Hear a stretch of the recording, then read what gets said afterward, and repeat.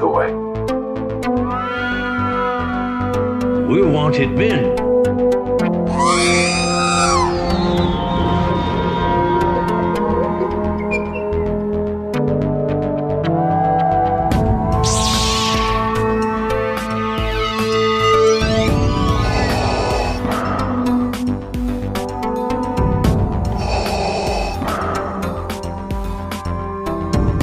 I have spoken.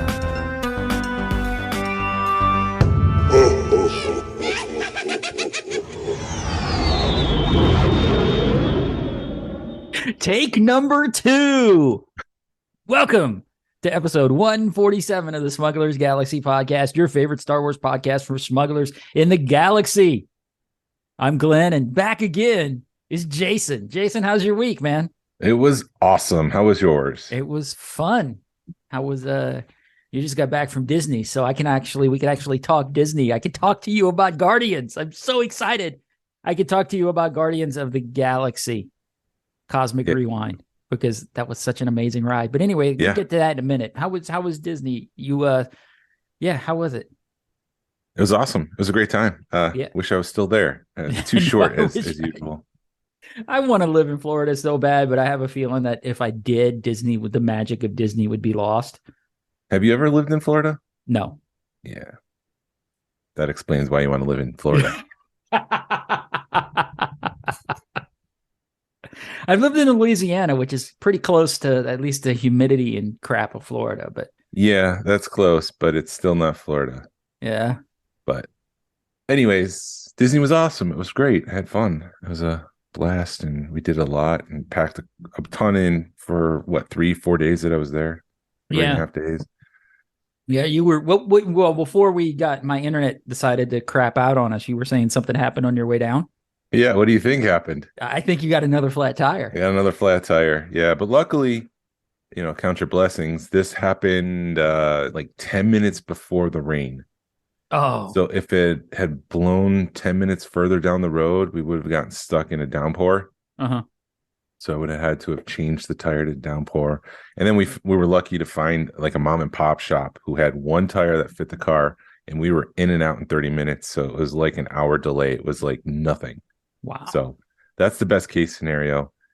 But we did get caught in like torrential downpour for an hour, which delayed us even more. So getting to Disney was frustrating because it took so long. But once we were there, it was, we were inside the bubble having a good time. We stayed at the cabins at Fort Wilderness. Fort Wilderness, which was an interesting experience. We like staying at different resorts just to try to change things up a bit. But it was very spacious. It was good. These things are going to get closed down. They're replacing them with DVC club members or like glamping cabins. It's not the log cabins that they're currently using. But the weird thing was, on that second day, our towels never dried out, and the bed sheets seemed to absorb the moisture. And so it was just like very damp inside of the cabin. And we had friends stay one of the nights like directly next door to us, and we thought maybe it was just an issue with our cabin, but no, it was their cabin as well. So maybe this is a reason why they're tearing those cabins down and replacing it with DVC cabins. But yeah, maybe. And I've heard the DVC cabins are like already built, so all they're doing is like dropping them in place. Yeah, that makes sense. Yeah, but that was great. We stayed there because we wanted. It's been a bucket list to do the Hoop-de-Doo review when we lived in Florida. That was something we wanted to do. We just never got around to it. And so this time we made a point to do it. It was a blast. It was fun. Highly recommend it. Is that, do they like, because you're servers and they mess with you, right? No, that's the Whisper Canyons at the Wilderness Lodge, where if you ask for ketchup, they'll start screaming at each other. Where's ketchup? Whispering Canyons, I think is what it's called. This is like a theater show. This was made during the first year of Walt Disney World by interns. They wanted to put on a show for the campers, and it's just been going ever since. It closed in 2020, obviously, with the pandemic. It's been tweaked a little bit over the time. But yeah, it was a great show. They put on this like country western. It's almost like a traveling traveling Shakespearean actors kind of show. It's like vaudeville a little bit. And they put on the show because they're just rolling in through town while you eat your dinner. And it was fun, and it's all you can eat. They had ribs, and they had fried chicken and mashed potatoes and mac and cheese, and then they had strawberry shortcake at the end. But if the fun was just them coming out singing songs and going up on the balcony and singing songs, it was really great, and I highly recommend it. If you've never done it, at least do it once. And then we did Epcot for most of it, which was great. Epcot was fun. They've changed Epcot to the point where it's now fun.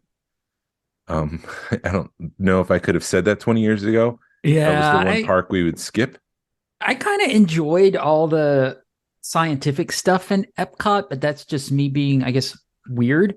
I don't know, but it also stunk because it was like one thing, so you had to wait in line to play with it, or what, you know. Yeah. It was annoying from that part. But plus, I had my mom that would always be like, we didn't pay to play with stuff. We came here to ride rides or whatever. So I never really got to do that kind of stuff. But sorry. Yeah, there was one funny joke about that on Guardians. I don't think this is a spoiler because there's so much going on with the queue that there's a chance you might miss the joke. But Star-Lord was talking about why Epcot was a great place for this attraction, because Epcot was the greatest because of the what is it? The motion. He listed off all the pavilions that were no longer there. Yeah. And the joke is, and like going and ride the dinosaurs, which is funny because you're in the ride that the dinosaurs used to be in. Oh. It's not there anymore.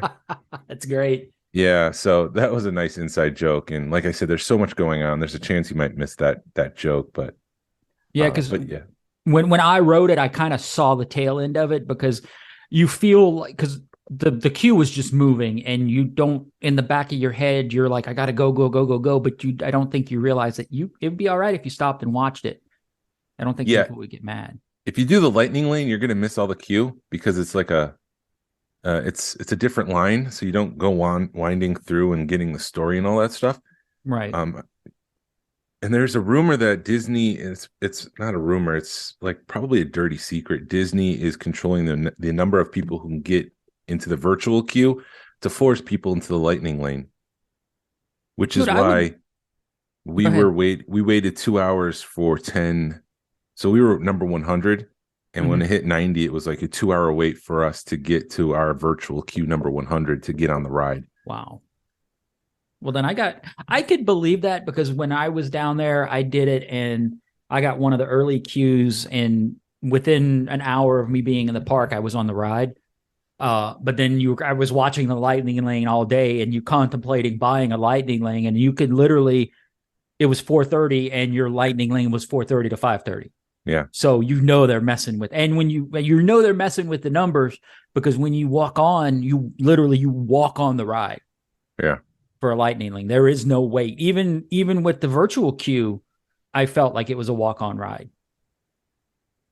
So I agree with that. And I agree, Well, it wasn't a walk-on ride for the virtual queue for me, but you were early in the morning. This was a lengthy wait. And like I said, as I was waiting, I was just seeing people just trickling through that lightning lane, like nonstop. So they were being prioritized. But it was like Jordan said, it was the smoothest roller coaster he's ever been on. Mm-hmm. Nothing prepared me. Like, you even were telling me, get on Guardians. But like, I'm like, what is with this dude trying to get me on Guardians? Like, because I knew you would regret not riding it, man. I knew you would. Yeah, but nothing really set it up for how fun it was. Right. All right. So let's just do it. All right. This is a spoiler review of Guardians. So if you haven't ridden it, or you don't want to hear it, fast forward a few seconds, or fast forward a couple of minutes, because I've been waiting to talk to Jason about this for a month, because it's that much of an awesome ride. So if you want to hear a spoiler version of Guardians, this is where we're going. So fire warning. All right, Jason. So yeah, you start the spoilers. No. Okay. So when I got there, I was on it at probably 9:30, 10 o'clock in the morning. So I was running through, but the whole queue is really, I really enjoy what they've done with the queues on these, because when you walk in, there's, if I remember correctly, you're looking down on whatever planet they're from, Yeah, right? There's like this is a Nova planet. It's I would know it in a heartbeat if I wasn't recording right now. but when it's like they are setting you up to meet these people. Xantar? Maybe Xantar. Yeah, Xantar sounds familiar, but don't quote us on it. So you're kind of walking Xandar. through Xandar, sorry. Xandar. Hey, you were close. And so it's all preparing you for this stuff, and there's a lot to look at. But when I went, you're not. I like having a fast queue. I like when you're running through the queue, but I also hate it because you're missing all the stuff. So you got to be somewhere in the middle of standing there for hours versus running through it. Yeah. And then when you get past everything, so there's a lot of setup. There's a lot of things to look at. There's a lot of, relics or whatever that you're looking at. Now, you probably saw them better than I did because you said you had like an hour wait or 40-minute wait to get on the ride. Yeah, there's a little things here and there, just setting up that this is a pavilion at Epcot to connect the universe to the people of Earth. And they chose Epcot as the place to, set that base up because it is like a world pavilion. Like, if you're exploring different things, you got your world of motion with Test Track, you've got your world of space with Mission Space, and now you've got further outer space with the Guardians and the Nova Corps. Dude, I totally missed that. Yeah, and so but now it makes sense why they put it in Epcot, because it's a pavilion. And you're supposed to get beamed up to a ship. Yeah. And that's when things go awry. And then you've got the So let's talk about where you get into the room, the pre-show, or I guess the final pre-show. So yeah, you've got all the stuff, and then there's a screen that's got Chris. Oh, well, what's his name?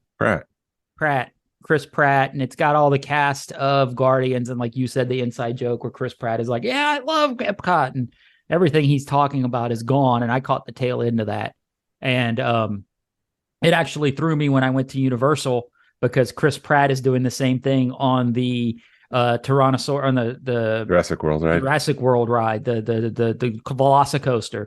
So I walk up and I see him on screen at the Velocicoaster ride, and I'm like, I'm in the wrong park. Star-Lord.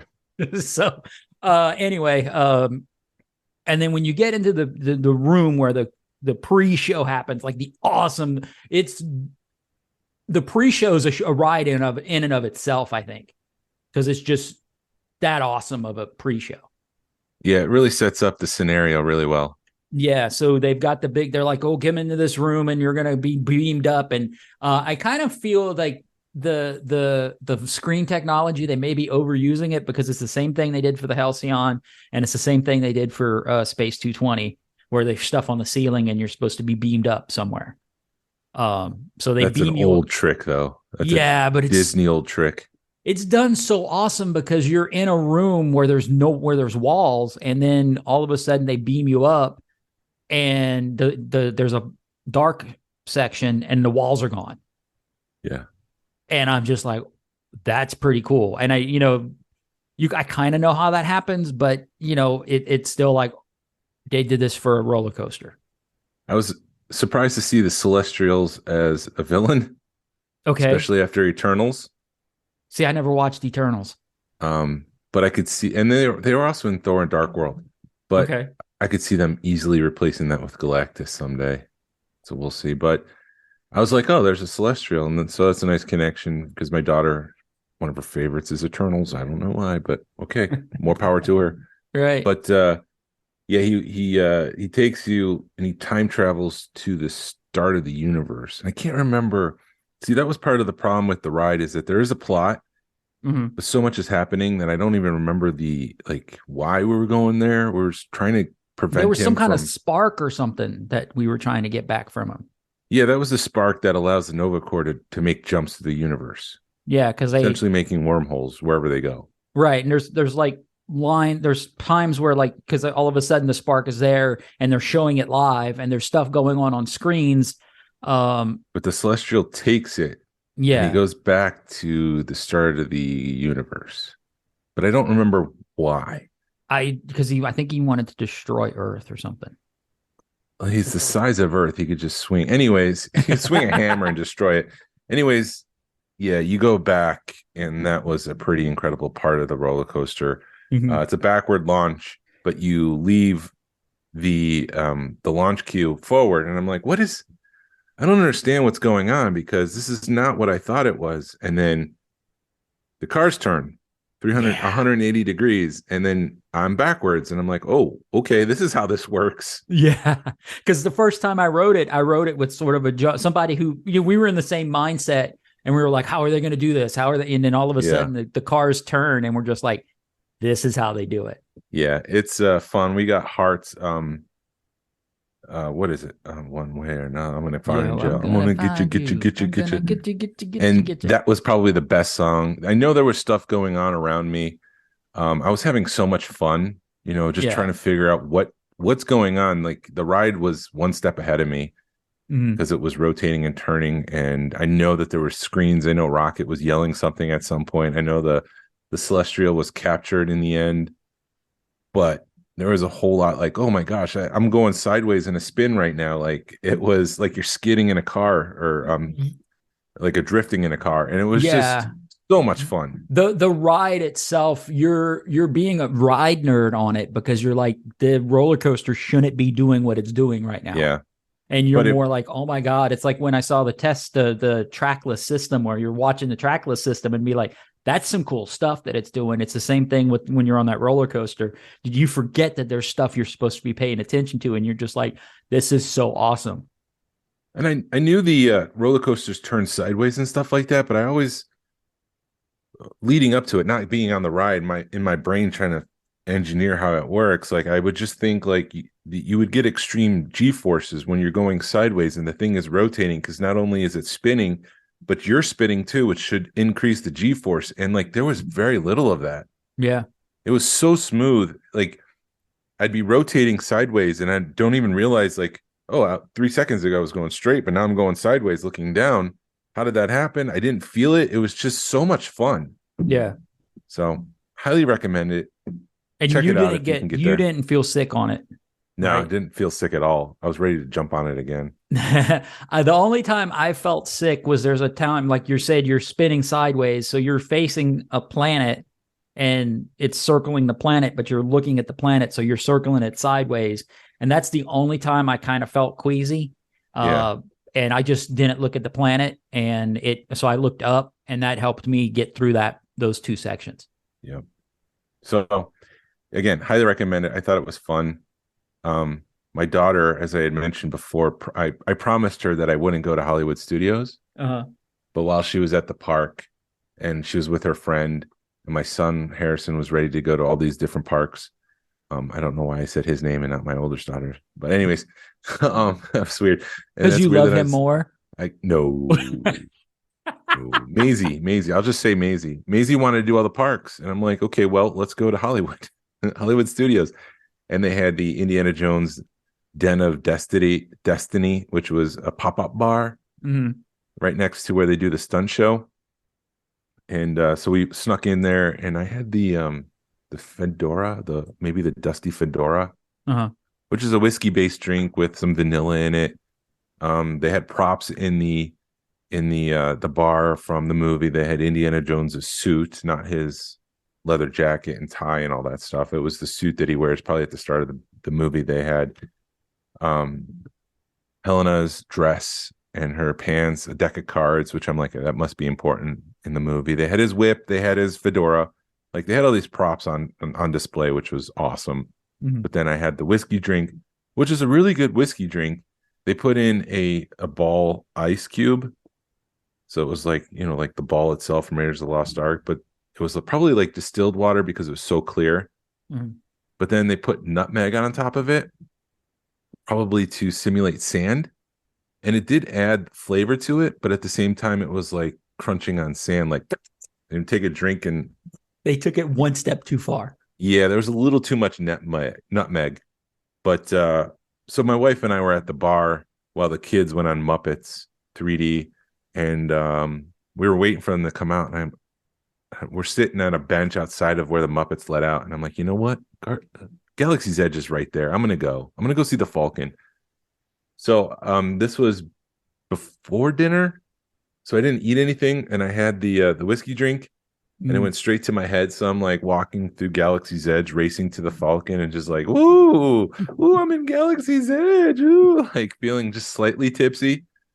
But yeah, seeing the Falcon and just standing underneath it, like it's a sight to behold. I don't know if I'll ever get tired of seeing a full size Falcon in Galaxy's Edge. And as I was walking out, I saw Vi and Ray, and we were talking previously about it's not what it used to be when it started.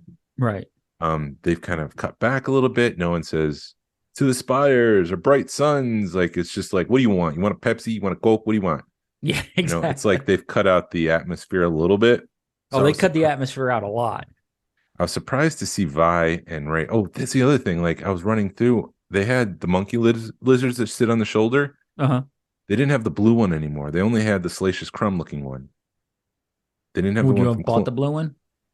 Yeah, because they also said 40% off the monkey lizards. Really? The monkey lizards are 40% off. I'm like, dang it. So I didn't have the blue one. I only have the Salacious one, which is fine. I'm good. But so I was surprised because of all the cutbacks that Vi and Ray were there. And there was a little kid, hey, I love you, Ray. I love you, Ray. Can I get a photo? And she's like, oh, sure. And so she, Vi and Ray, they take a photo, and I'm sitting there waiting for my turn. And some other kid walks up. Oh, Ray, can I take a photo? And it's not that I was upset with the kids. Like, I'm not standing around here. I was upset at the parents for being so oblivious, because it wasn't one or two. It wasn't like one or two. It was like 3 or 4 parents that were just like walking up and walking around me to get to Ray and Vi. But, I was patient. I waited for no kids to be around. I was like, can I get a photo real quick? And Ray was like, I like your shirt, because it had R2-D2 on it. I'm like, thanks. And I took my photo, and He's a friend of mine. He's a friend of mine. I think that's what she said. There's nothing quite like being the 40-something-year-old man being like, kids, get out the way. I need a photo with this I didn't want to be that guy. I didn't want to do that.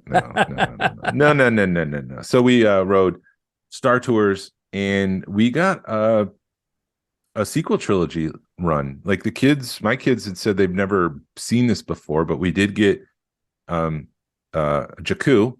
Nice. So Star Tours is like flying through that opening scene on Jakku with Finn piloting the Falcon. Hey, Star Tours, what are you doing here? Like he starts yelling at you. I think I might have seen that, but I don't remember. It sounds familiar. I appreciated because it was all sequel trilogy. I've been on one where I'm flying Naboo, which I know Naboo exists during the original trilogy. I got that one when I was there last time.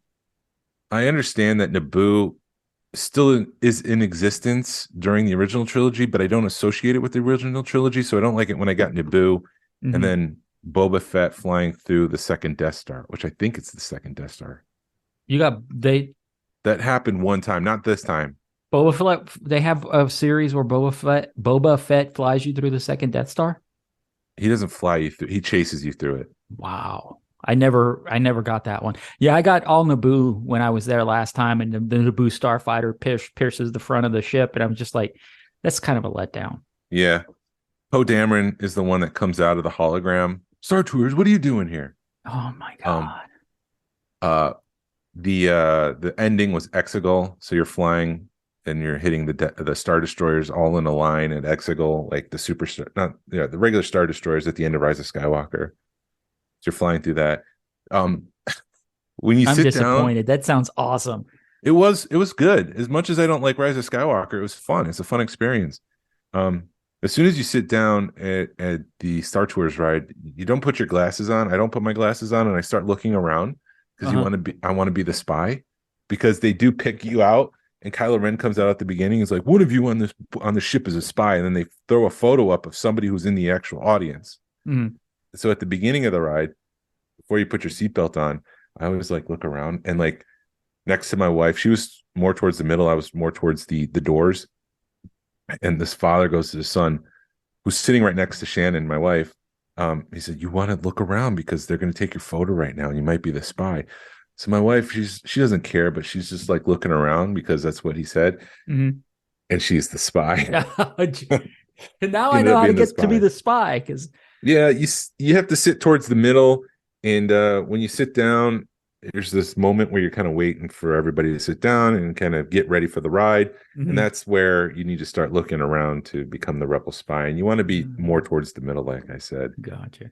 Have you seen the video where they're right when they're like, I think it was at Disneyland that they're like, we got a special guest, and Mark Hamill walks on the ride. Yeah, that's similar to like when Johnny Depp came out and he was the actual Jack Sparrow on the Pirates of the Caribbean ride. Yeah. And Dwayne The Rock Johnson did one of the Jungle Boat cruises during the Jungle Cruise movie.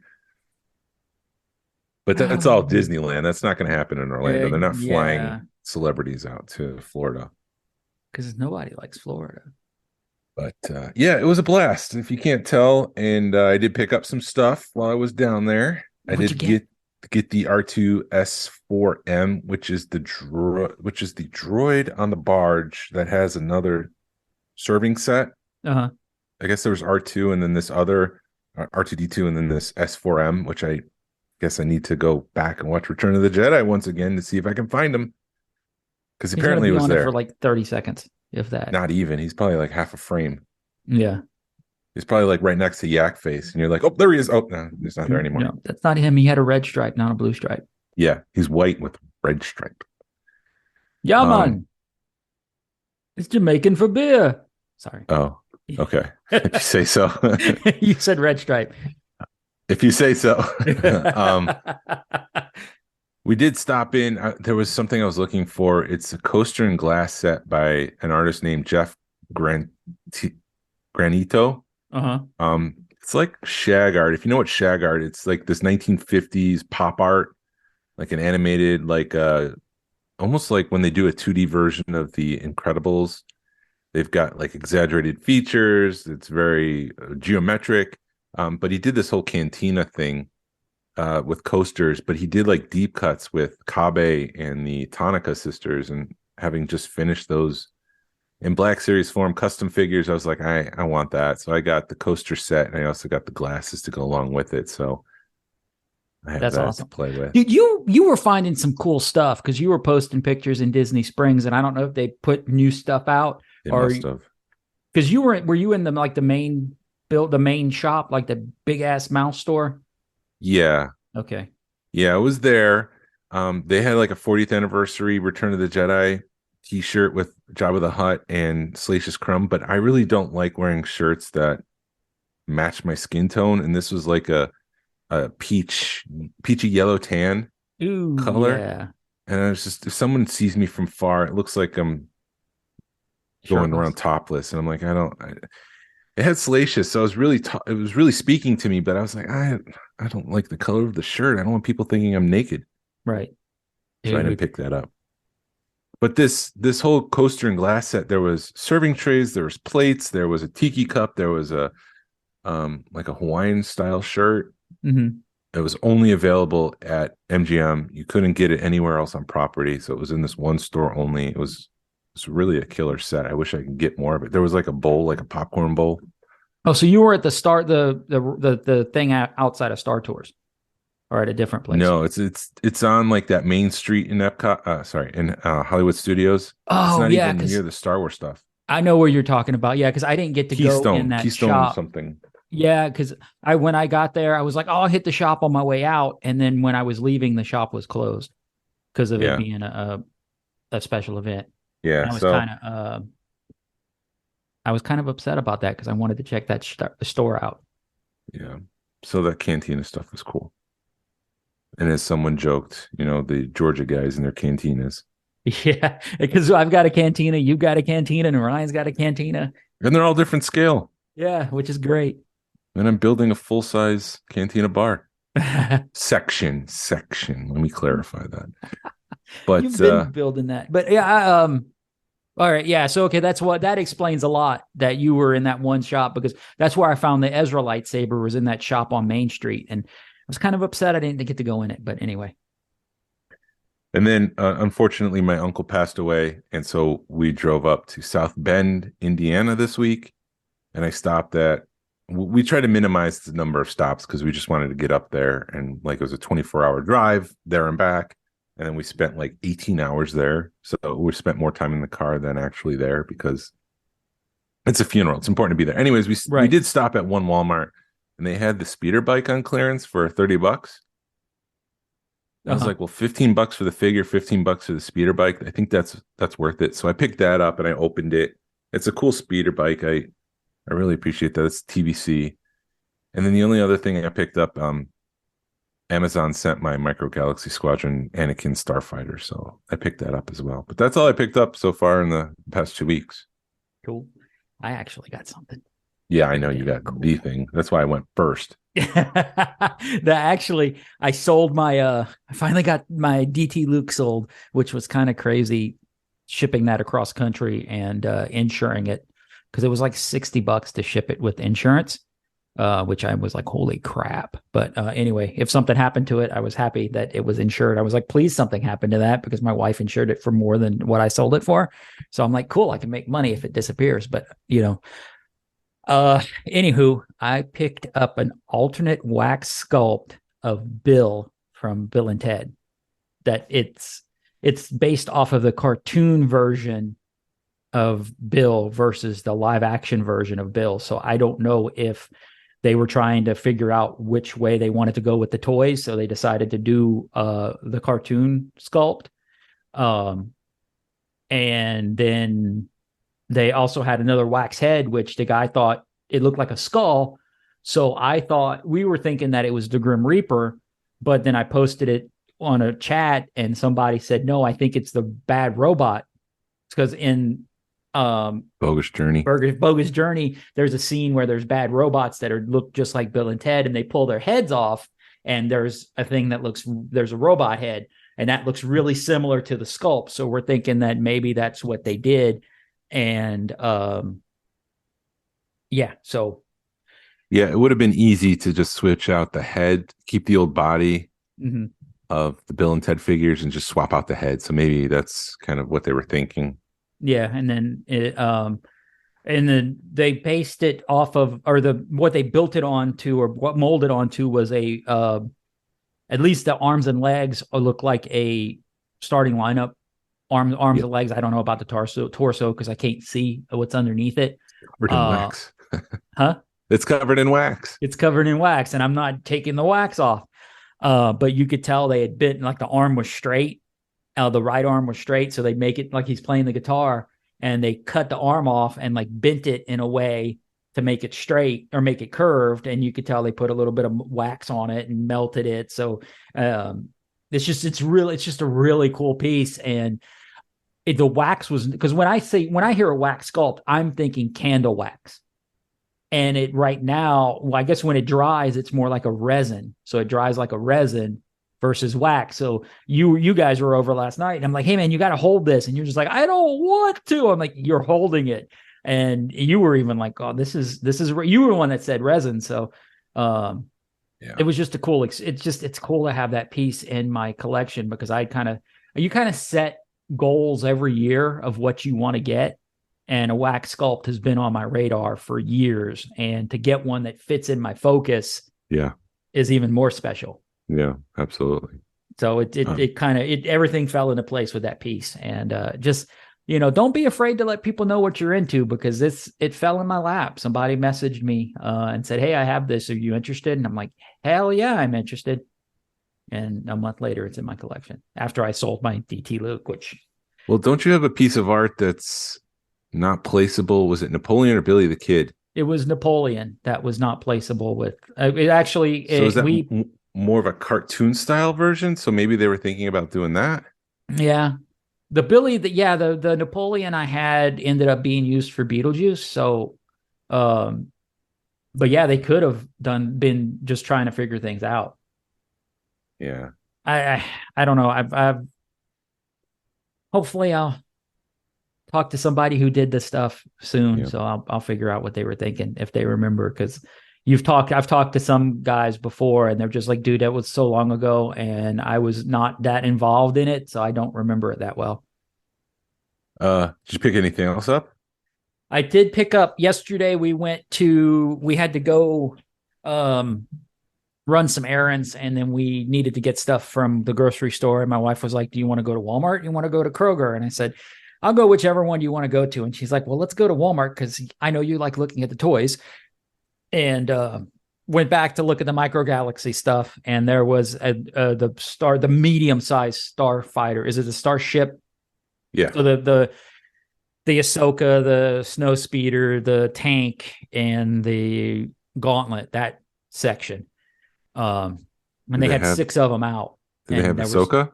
They did not have it, dude. Oh, okay. No, I would have showed you last night. Look, I got an Ahsoka. Yeah, you mentioned Ahsoka. I'm like, wait, you didn't pass it by, did you? No, I wanted to pass the Ahsoka by, and I probably would have picked up another Andor or the Andok just because if he was sitting there. Yeah.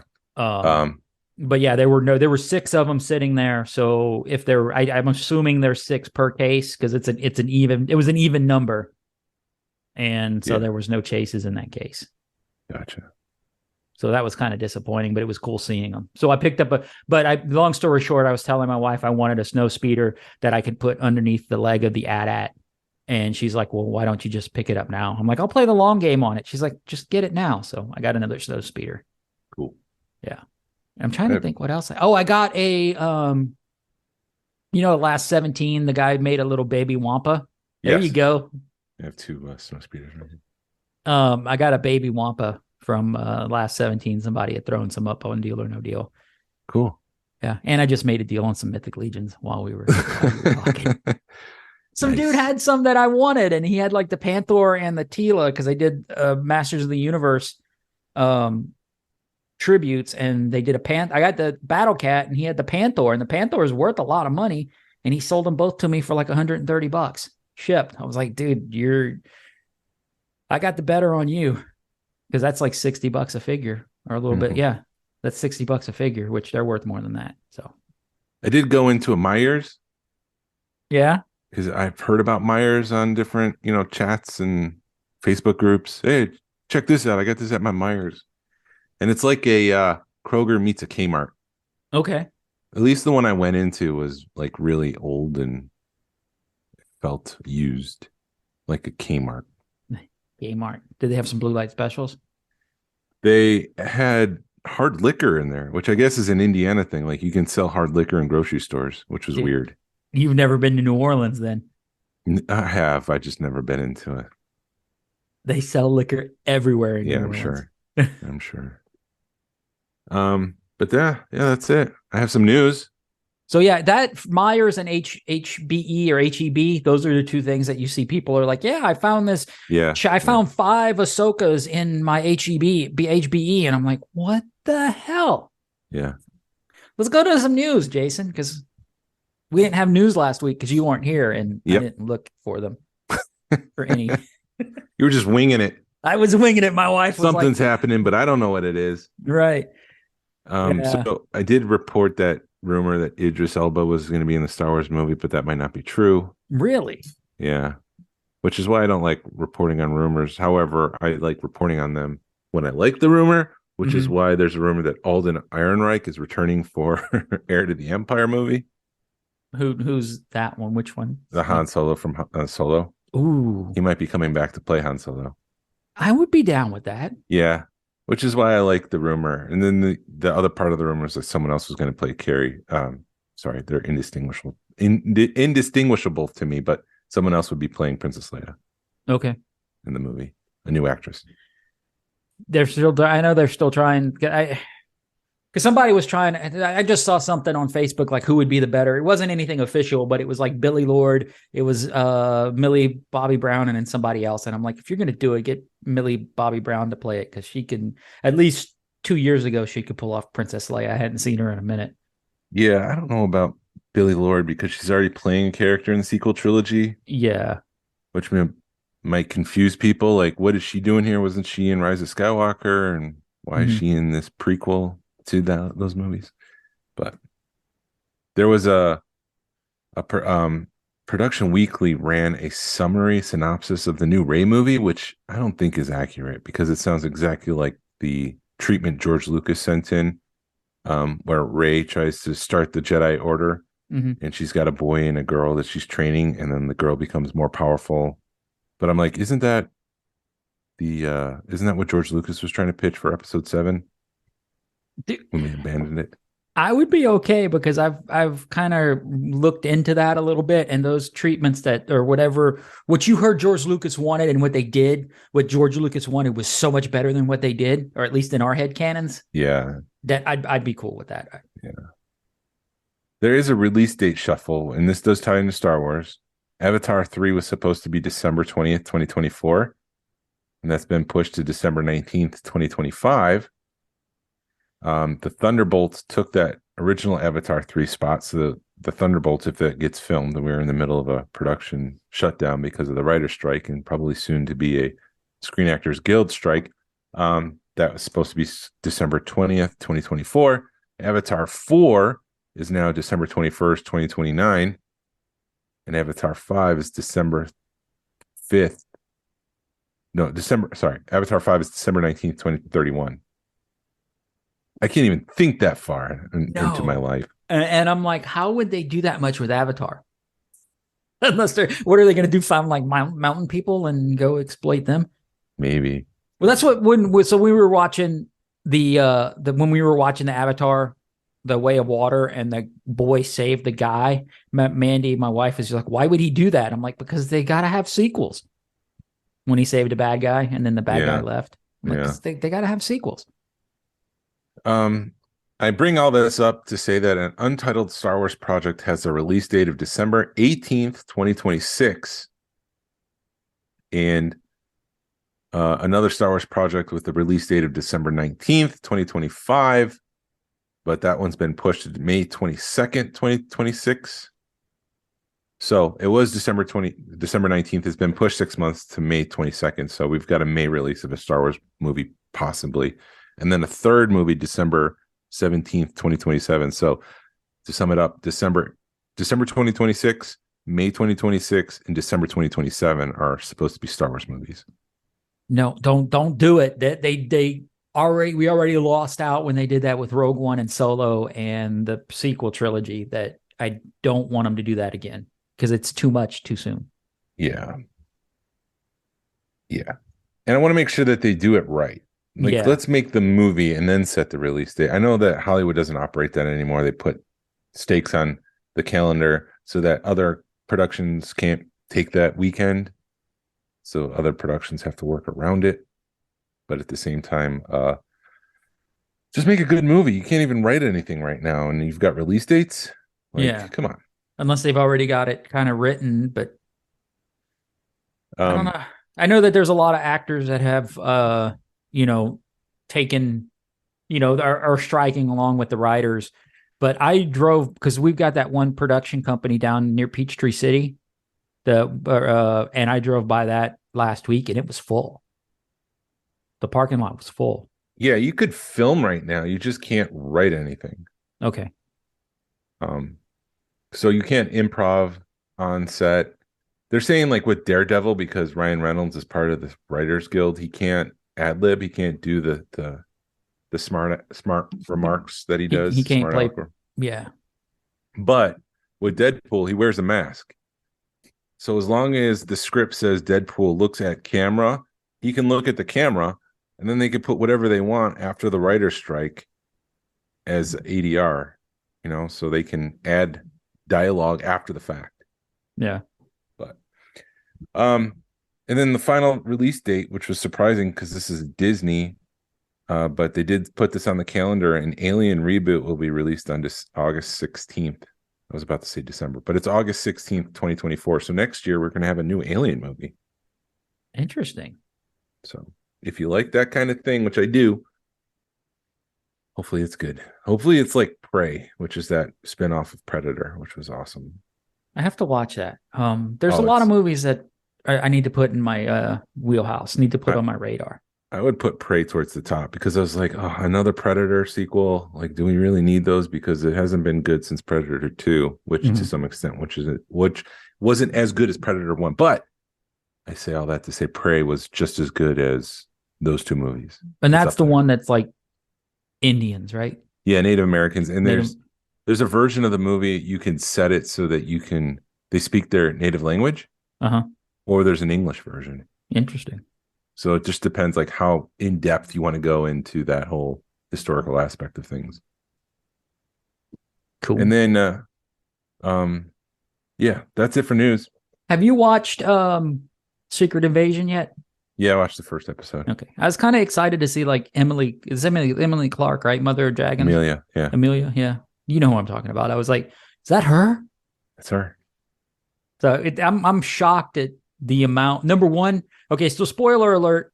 Number one, the amount of deaths in that movie, in that show, and the amount of A-list actors they have in that show. And Jason froze. There you are. You're back. Yep. So I'm back. It was good. It was a good episode. Yeah, I'm looking forward to. I'm like, okay, so this will hold me over till Ahsoka. Speaking of Ahsoka, yes, World Between Worlds. Yes, you were talking about this last night, but you stop yourself. So yeah, sometimes this podcast really hinders our friendship because you'll be talking and you're like, I got to save it for the podcast. Yeah, this is a conversation worth having here because yes, my disdain for the World Between Worlds. But what is the World Between Worlds in your mind? The way I see it, kind of like I do on the cartoon, where you're in this place where you can go to different portals and see different aspects or different time events, different events. But what is the purpose of it? Just to observe? Or is it to time travel? I think it's to time travel. Yeah. I don't want. I don't know why she would be time travel, but she does say when Ezra tries to pull Kanan out that you can't. She's like, you can't do that because if you pull him out, everybody's going to die if you do that. So you have to let certain things happen, leave certain things alone, or you're going to ruin everything else.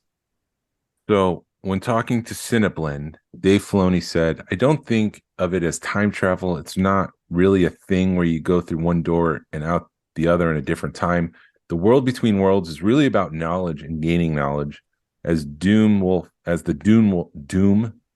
says, what's in there is knowledge and destruction. You can gain knowledge of the future or futures that may happen, and you could see things that happened in the past. You can at times choose to alter them, but it's perilous to do so. And when you alter something, you don't know if that's not the way it always happened. So destruction is the other half of what's in there. He went on to say, when you go through these doorways, you're in peril of destruction because you're messing with all sorts of things that would have happened or things that would have happened otherwise. So it's a dangerous game, but it's not something where here going in and out of different doors. It's an extension of the Jedi's ability to perceive the future and the past as described in Empire Strikes Back. So I think it's like when Yoda says the future's always in motion. This is the physical manifestation of that Jedi Force. And that's why Dave Filoni makes the big bucks.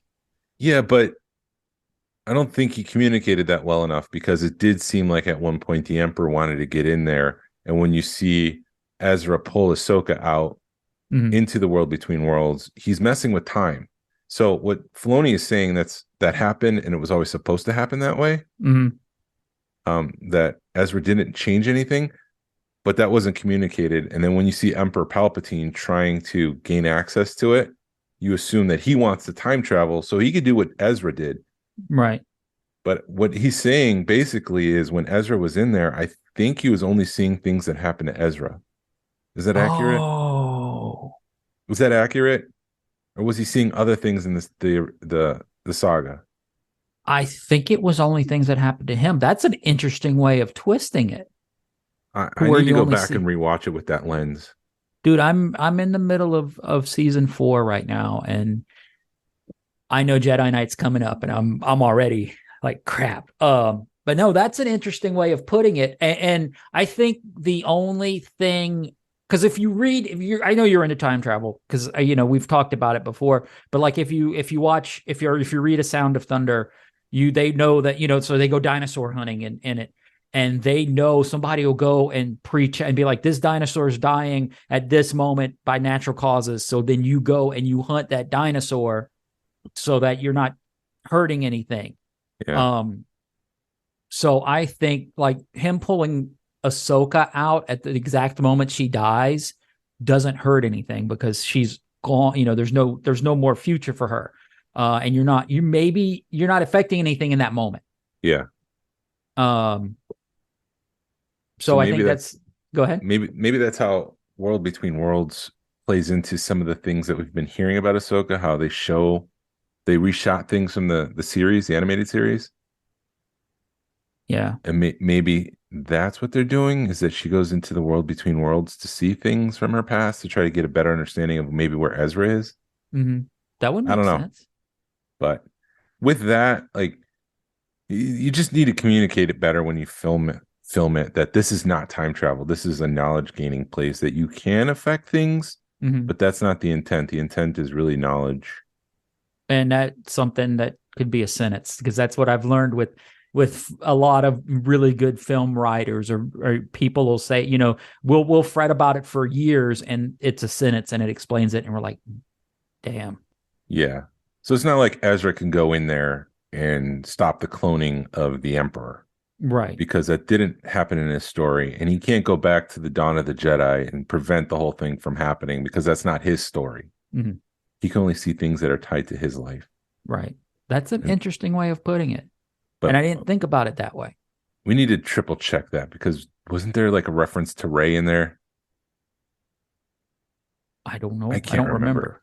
It's been years since I've watched that episode, and it made me angry afterwards because I didn't like time travel. So I haven't revisited, but maybe with this now I will go back. Yeah, that's what you need to rewatch it. So that's what Dave Filoni said. The thing that makes me believe that the World Between Worlds is going to be a major plot point in Ahsoka is because when you talk to Dave Filoni, he's like, you don't need to watch all the Rebels. You watch you watch Jedi Knight, or he said, yeah, you watch Jedi Knight on from season 4. So that way you know what happens in Rebels. And that's when Rebels gets really freaking good.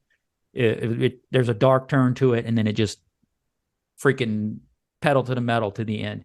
Yeah. So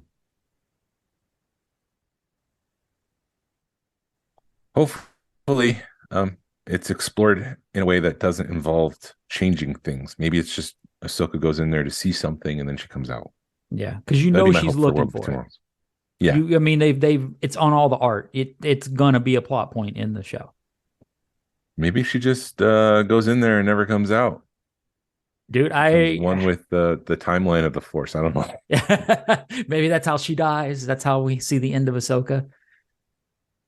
No, I would say that for the big screen, personally. Oh yeah, that's right. I keep forgetting that there's an Heir to the Empire movie coming out. Yeah, with a possible Han Solo now. Maybe Holden. Dude, that's if one of those 3 movies is an Heir to the Empire and they tie everything up that they've been working on for the last 5 or 6 years or 10 years on the small screen, I'm so in for that. I've been wanting that for, you watch Marvel do it and you get really jealous. Yeah.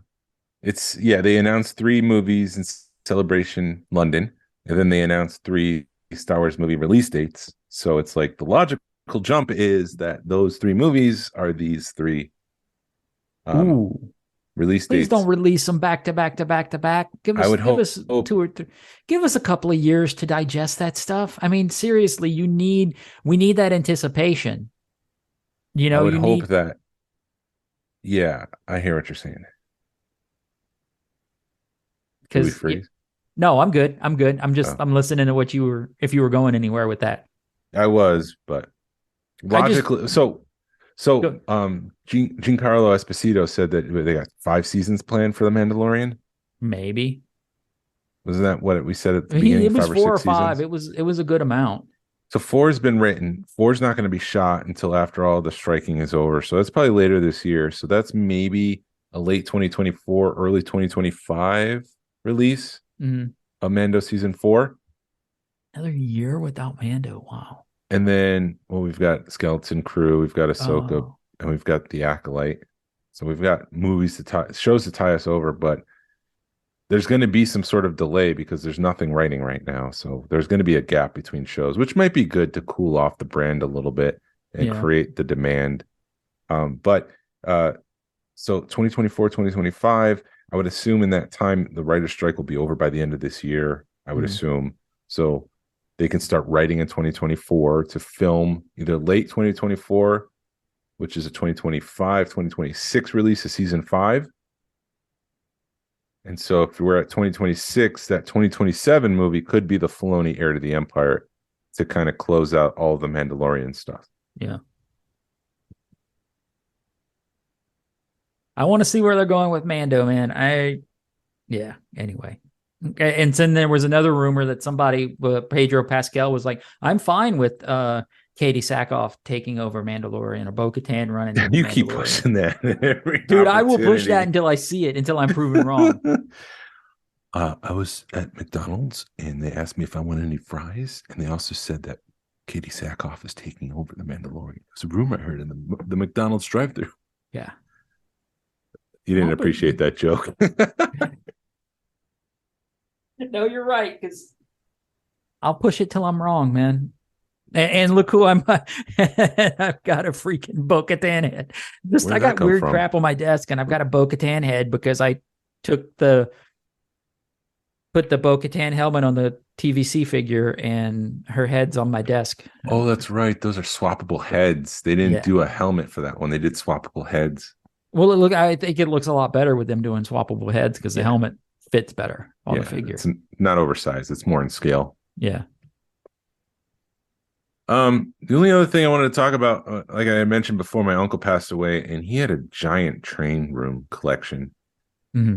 And so I just thought, I don't want to beat a dead horse, but like exit plans that came back up into the forefront because my cousin wants nothing to do with his dad's train set because there's just so much of it. And it wasn't that it was so much. It was like he had the engine, but then he bought a second engine, then he bought a fourth engine. And so he's got 4 engines for the one track. And now my cousin's stuck trying to figure out what to do. My brother suggested cutting up the train stuff because it's all, like on raised platforms. So you just cut that up and then you would transport that a couple hours to my cousin's house. And my cousin's like, I don't, that's not my thing. Right. I don't have a thing like him or like me with my Star Wars thing. So I really have to come up with some sort of exit plan. Yeah. I mean, I've kind of got one, but there again, it's like I'm never planned for this kind of stuff. So in my mind, I'm like, if we ever move out of this house, that's when I'm going to liquidate. Yeah. Because it's like you're going to pack it up to move, so you might as well pack it up to liquidate it. The only thing my kids want are the Funkos. Like the rest needs to go. I could see myself retiring with like 3 micro machines, maybe the first 3 play sets that we got. Yeah. So I have 1 shelf of micro machines. Maybe I'll die and get buried with Salacious Crumb. That's the prototype. Take one off the market. But he'll be an acrylic or something. I don't know. Acrylic carbonite. I didn't think about it that way. It's like, what would be the 2 or 3 pieces I'd save? And I haven't even thought about that because you're gonna, like your 92 run, you would want to sell that as a set. You wouldn't want to break that up. Or if you did, you'd want to like sell the last 17 or, you wouldn't want to individualize all that because you'd want to sell that as a set at least in my mind. And I hadn't even thought about what, if I had a shelf, that'd be, wow. It'd be easier to sell off 3 things for my kids, than everything. Right. So if they only had to worry about those 3 things, maybe they want it because it's small. Right. It's something that I had as a child, but yeah, just something to consider again. Yeah, because because we're dealing with that on the other end. In my family, we're dealing with people that really need to go into like a home, and it's like, how do you and you're looking at it going, I don't want to be that burden on my kids, So it's like that could be a way to fund that because that stuff's not cheap. Yeah, because not only are they grieving, but now they're also having to deal with having to figure out what to do with all this garbage. Right. Because that's essentially, it's treasure to us. One man's treasure is another man's garbage, or one man's garbage is another man's treasure, whatever the phrase is. But they're like, what do I have to do? Now I've got this massive collection that I have to figure out what to do. They're not connected to people. So it's like, they'll sell it for pennies on the dollar. Right. Was this a sudden death or was it kind of prepare? Was the opportunity to prepare for getting rid of the collection? Probably, but maybe not. It was an illness. Okay. And it ebbs and flows. Like he's getting better, he's getting worse, and then it was gotcha. just So like yeah, by too the late. time you start getting sick, it's too late. Yeah. Yeah, I would hope that in my mind, I'm thinking in 20, 30 years, I'll be smart enough to be like, all right, it's time to dump this. But you never know. That's a 47-year-old me thinking, and Get hit by a bus tomorrow. Right, exactly. So you're thinking, all right, so I'd be sick. So I would think in my mind, I'm thinking by the time I'm like 65, 70, I'd be like, all right, it's time to get rid of it. Yeah. So I figure I got about 60, but that's another like 15-ish years. That'd be 17 years for me for 60. Right. That's why I'm not saying 60. That's why I'm saying 65, 70. That's why I'm like, because when you start doing the math, it freaks you out. Or maybe we just start a Georgia Alliance of Star Wars Collectors Museum. Yeah. And we'll just donate all our stuff to the East Coast Museum. Yeah, that'd be something. Or maybe we'll work with Rancho and start an East Coast place. How many sets of the 92 could we have? Yeah. And it's funny. I'm just thinking, because when like completing your 92 run is like a big deal as a collector. But when you go to like, I've gone to so many collections and they're like, people are like their 92 runs like in a corner. They're like, yeah, that's my 92 run. Yeah. It's after you've collected for so long, it's like a second thought. You're like, yeah, I did that 5 years ago. Everyone has it. It's not interesting. It's deeply personal. That's my collection. I don't care about yours because I have mine. It's those unique items like wax sculpts where people will be like, well, let me see that. Yeah. Or the people that, I've never seen a yak face or so, that are just new starting to the collecting and they're like, oh, yak face, that's an expensive figure. I've never seen one, and because when I started, that's when it's fun is when you have the people at your collection that like, oh man, a yak face, or oh man, a pop-up R2, or, then they're kind of freaking out because they've only read about them. And actually David Quinn kind of did a good thing on his podcast talking about that, how, cause he went to a show and he's like, yeah, my show experience is totally different from somebody who's just starting collecting because I'm looking for a needle in a haystack where they're looking for the haystack basically. Yeah. Yeah. And you just got to learn to kind of see things through, their eyes and enjoy it through their eyes. And I don't want to go back on a Disney trend, but my grandkid, he's going to be 8 in December and he's like, I want to go to Disney. And it's like, when you take him to Disney, you're going to have to see it through. You've got to take a step back and realize it's his trip, not your trip. Yeah. You go to Teacups. You don't go to Guardians. Right. Or you realize, you're going to be standing in line for 8 hours you're going to see all the characters. Yeah, you do what he wants. Yeah. So it's sometimes you got to shift your perspective and it's a totally different experience. And it's awesome when you can get out of your head canon. Yep. Anything else? I don't think so. Have we done an hour? Yeah, it's 11:11, so we're right at an hour. Cool. Yeah. Anything else you want to add? I don't think so. I don't write anything down, so we might be here next week. We might not be. Yeah, it's 4th of July, so it depends on if Jason feels like record, or Jason can get somebody to. I'm going to be out of town next week, so we'll see. Yeah, I'd rather make the announcement now. So if we don't drop a show, if we drop our first show or we drop a repeat or something crazy like that, people aren't like, "What the hell?" Yeah. So you might get something new. You might get something old. Something right. Or you may get nothing. I don't know. I don't know yet. We haven't figured it out. We'll let you know. Yeah. You'll know on Tuesday morning. On July 4th, you will know. Yeah. And then it's like, how many people are going to really be listening to podcasts on July 4th? Maybe they're driving home from somewhere. Yeah, that's true. And they want to listen to a podcast. So if you want to listen to a really bad podcast, we may put our first one back up. And you might get our voices bringing you home. All right, now drop it down to 65. All right, you're going too fast. Turn your signal on. Yeah, you're going 65 and a 25. You might want to slow down a little bit. There's a little some ASMR for you. Yeah. Hold on, I can do that right now. I don't hear anything. Zoom is cutting out the noise.